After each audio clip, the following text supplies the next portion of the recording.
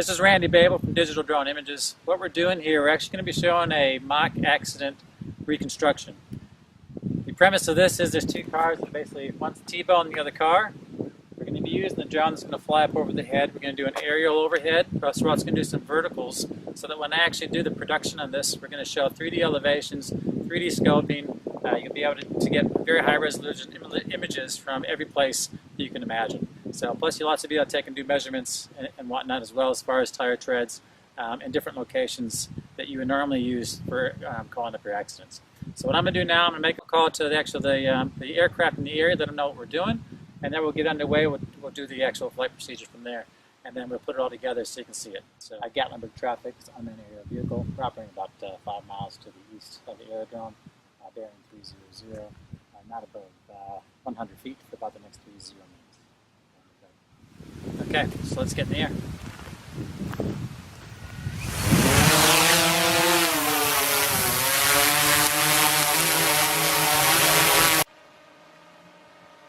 Now the orbit that's actually being done centers the vehicle and does a perfect 360 around the entire accident scene. I can also fly these in any type of a grid or anything. Remember that there may be power lines or whatever, so I can fly up on top or down below.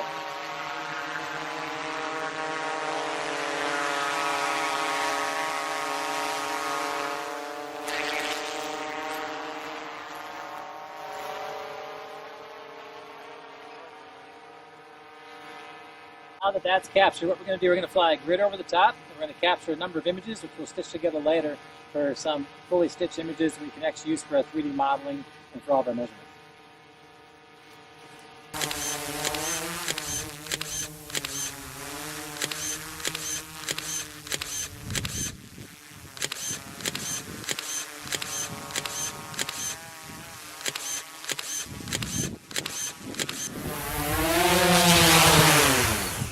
Okay, so now once we've actually done the overhead grid pattern on a horizontal level, now what we're going to do is get 3 different levels so we can actually do our 3D modeling.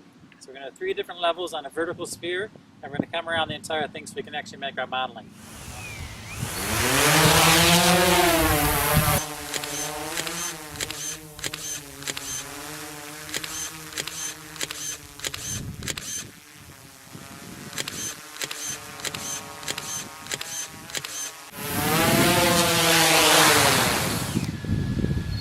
After we do the grid patterns and the verticals and plus the horizontal levels, what we now do is we do a overhead panorama. So we set it over the top of the thing. We'll actually do about 25 shots, so we actually stitch together and we make one panoramic vision so you can have a look around from overhead.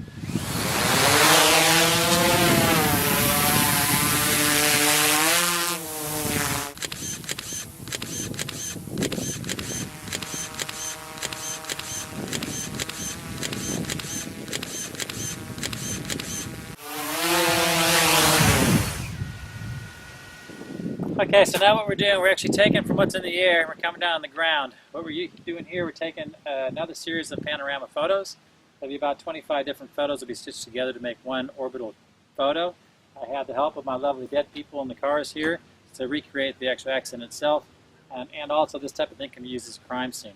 This is one of the cameras we used. We used another one where we actually go inside the vehicle for, once again, a full 360 panorama. So we'll start these going right now.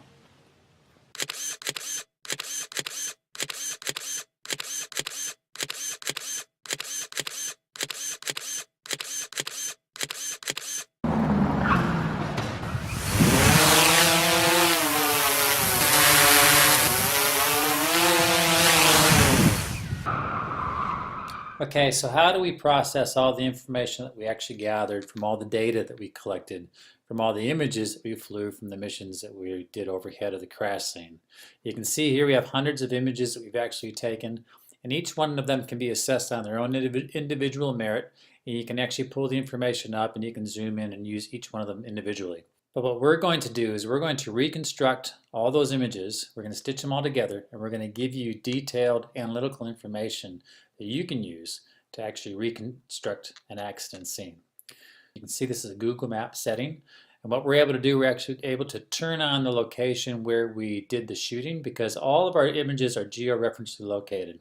So here it is, we're going to zoom into that one location, and you can see this The darkened area here, where it's very clear, these are actually from the photos that we took from overhead.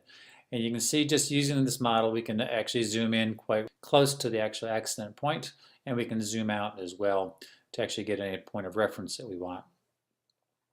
Different types of information that we can get.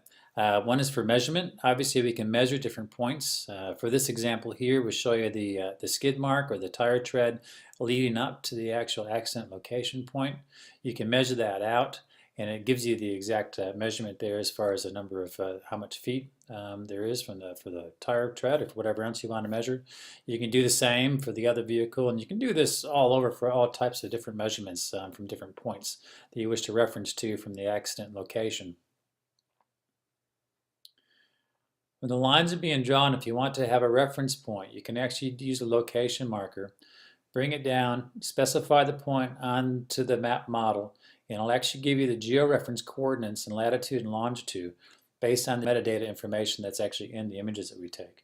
And you can see here too, this references the images taken at that georeference coordinates of the latitude and longitude. From there, it actually shows you the number of images that are related to that one georeference position that were taken at the crash scene on the day. And with this one spot, obviously there are 4 images that were taken from different angles.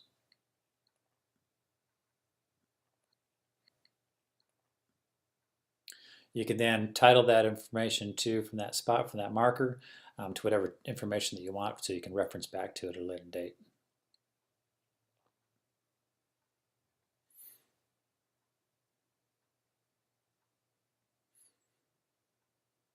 You can see you can do this in numerous positions, and once again it shows you the photos that were taken at that georeference point location based on the coordinates of latitude and longitude.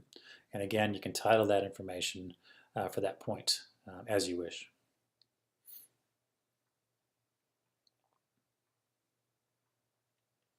When you have the photos, obviously it's quite easy to reference those photos. Again, there's 4 images for this one particular scene that you can actually reference back to from the different angles that we're taking based on the modeling that was actually done for this one accident reconstruction scene.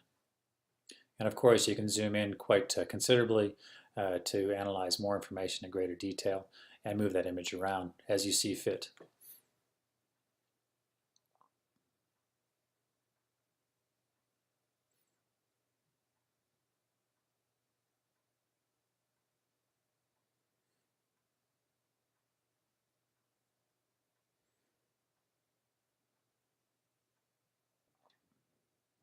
Then not only is it line data as far as measurements you can do for lengths, but you can also take area coordinates as well. And again, it tells the exact area that's referenced to for that site. Again, you can title that information as you wish. You can turn those annotations on and off. So if you want to clear up your screen, what you're looking at, it's quite easy to do. It's just to clean everything up. Now you can see on the screen there's not only the normal 2-dimensional map, but also there's something that was referenced to plant health. This gives you an RGB indication based on the light levels. And you can see there's different light levels. They're actually really, you can, based on heat signatures as well. And you can see how the cooler images are in the red because you can see the shaded from the sun in reference to the cold metal on a cold day. And you can see the bodies inside, which are quite warm. Has a different coloring, so you can get quite a bit of information out of that as well. And then elevations, this shows you a colored elevation chart.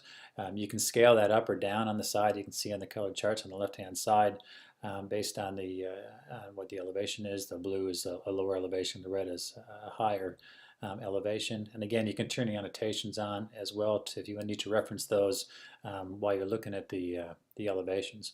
3D modeling is probably the best thing that you can do with this, with all the images that were taken, because we flew both vertical and horizontal with the drone overhead. We're able to take and stitch together and give you quite good 3D modeling. So you can use that to spin around the images. To really have a look around as if you were being suspended in midair and floating around the site. This is a 3-axis reference. Obviously you can zoom in or zoom out and get quite close in reference to the modeling that you're looking at. And once again, all these images you can reference back to should you need any specific site from a different angle. Because anything you can see here, there was actually an image that was taken that's going to give you that vision that you can actually see.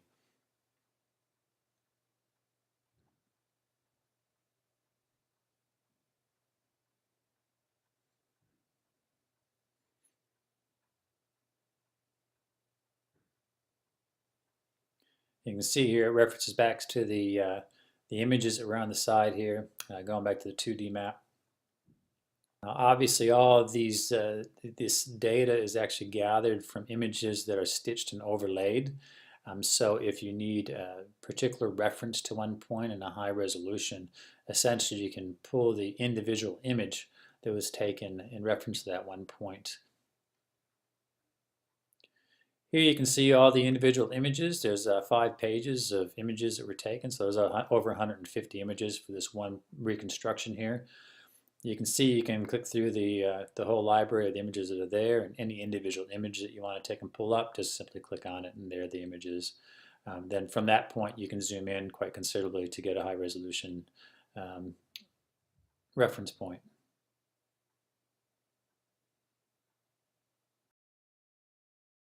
Now, if you recall, when I was doing the aerial missions at the accident scene, one of the missions was to fly the drone overhead in a stationary position and take a series of photos in a 360-degree panoramic setup. From the image that I've taken here, I'm able to put together a panoramic scene which allows you to manipulate the vision so you can control where you want to see at the accident scene. Using the panorama vision, the investigator is able to move the viewpoint around the accident scene to get a full perspective of the area at which the accident itself happened.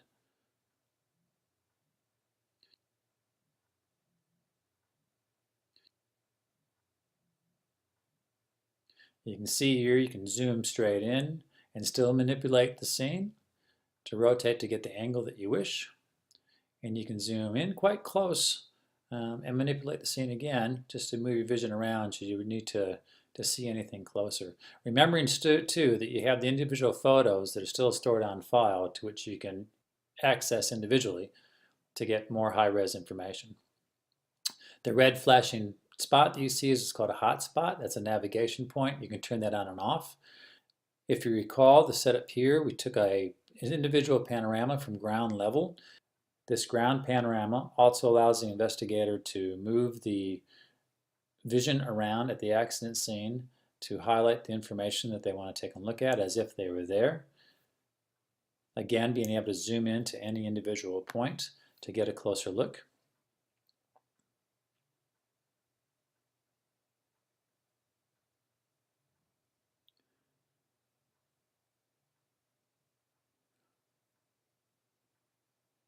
Again, you can also turn the hotspots off. A hotspot is an indicator where you can actually go to another point in your reference scene. Here, this one takes you inside the vehicle. And as you can see with this 360 panorama, you're able to go straight inside the vehicle or take a look around. Again, you can zoom in quite close and take a look inside and outside and move around as if you were there within the car itself. This is a much better option than just having a series of photos that are laid out on a desk and trying to reference the point to, because once again, this allows you the ability to take a good look around. Once the accident's been cleaned up, you still have all the visual reference points as if it was still there intact for future reference for whatever point you may need. I set it up also with different navigational points. You have the drop-down box with different scenes that are labeled, so you can move around from point to point. Should you have these hotspots turned off, and obviously you can move from scene to scene as well.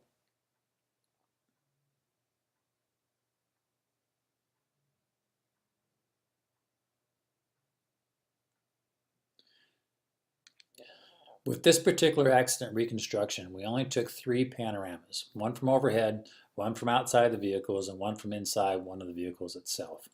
Ideally, you may want to take and have 2 panorama views, one on either side of where the vehicle scene is, one on the front, one on the back, or maybe another one over the top. Depends on the length of the accidents, where it's at. Depends if it's only one tight scene.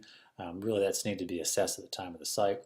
on the ground for the panoramas, panorama points.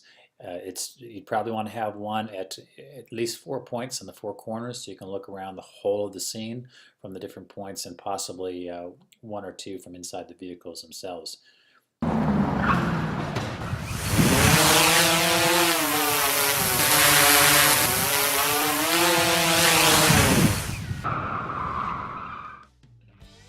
Having a drone deployed in an accident scene enables a very quick collection of images that can be processed into a tremendous amount of analytical data, which can then be developed into a permanent, interactive visual record of the accident scene.